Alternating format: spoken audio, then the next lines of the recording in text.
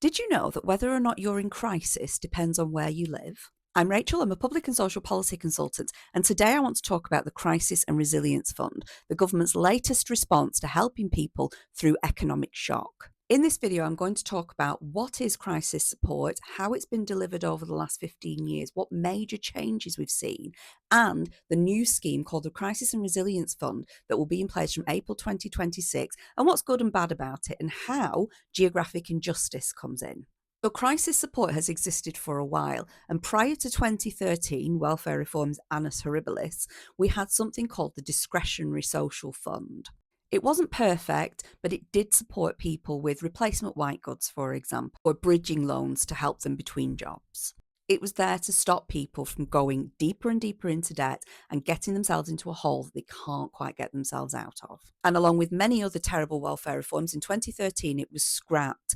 So there was no proper funding, no legal duty to provide one, and having a local welfare assistance or crisis support in your local area became rare.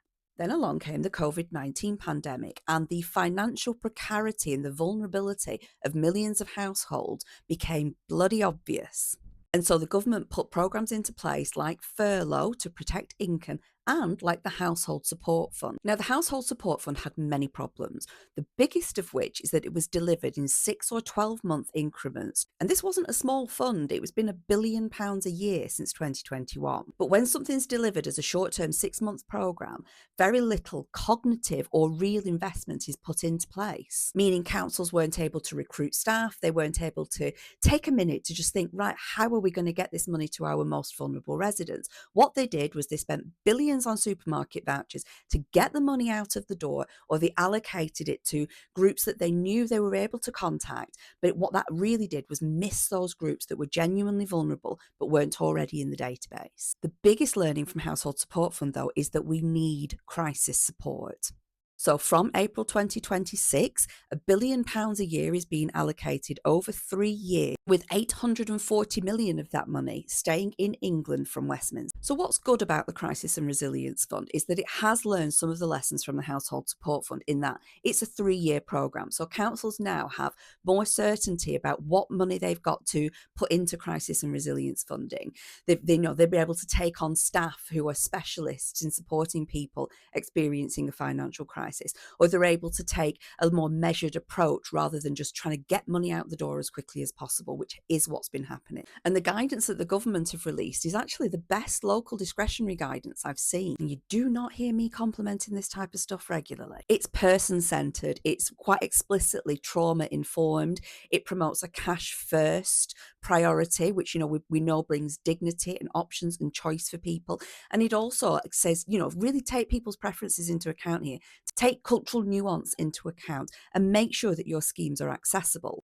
However, the guidance kind of really focuses on the individual and not on the systemic or structural faults in our welfare system that get people into this mess in the first place. Now you might be thinking, Rachel, crisis and resilience funding is not there to fix the entirety of the system, and you'd be absolutely right. However, the guidance also sort of has a nod to the type of things that push people over the edge and into crisis. It literally talks about council tax, rent, and utilities. These are structural factors that are pushing people over the edge and into an economic crisis. And yet the guidance also promotes support like financial literacy, and even sort of hints that in order to get support, you may need to do things like increase your financial literacy. And what you end up getting with that is budgeting classes. Now, this is a bit like giving cooking classes to people who are dying of hunger.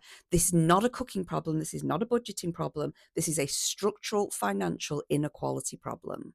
But the guidance, just can't quite find within itself to acknowledge the full scope of structural factors at play here. And it's really disappointing. But I get why they do it. It's this type of policy making that normalises financial insecurity and places the blame on the individual. And we don't like that. But here's my biggest issue, and here is why whether or not you're in a crisis depends on where you live. The definition of a crisis, low income, and the type and amount of support that you get is entirely at the discretion of your local authority.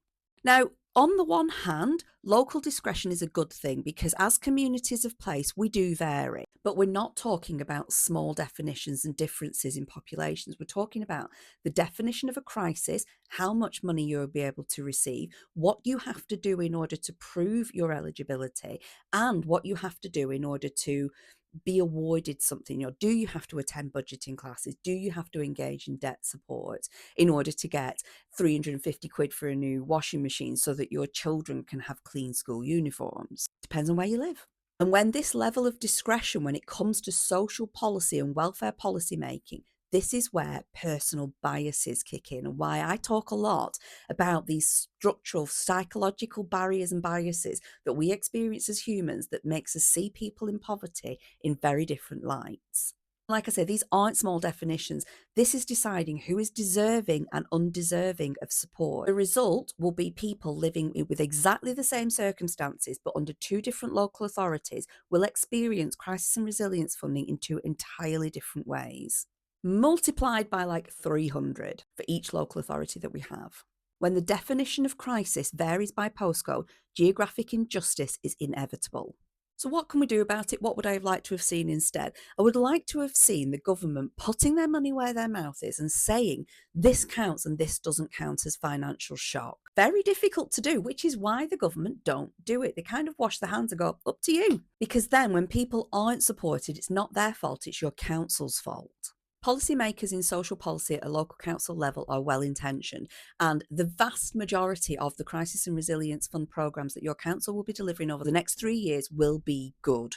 But that depends heavily on somebody's definition of a crisis, and that's no way to deliver a national programme of £3 billion worth of taxpayers' money that can't not lead to geographic injustice just through by definition of how it's being delivered. So the Crisis and Resilience Fund is by definition better policy, but it's just not there yet. So you may disagree, you may not. Local welfare schemes do cater for local populations, but inevitably produce geographic injustice. The answer could be a national scheme. The answer could be a braver government in terms of defining what is a crisis and what isn't. And really, we've got to the point now where we're kind of grateful that anything exists. And what a sad state of affairs that is.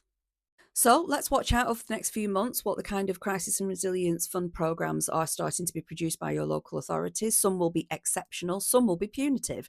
Depends on where you live. So good luck with that. We do need better policy.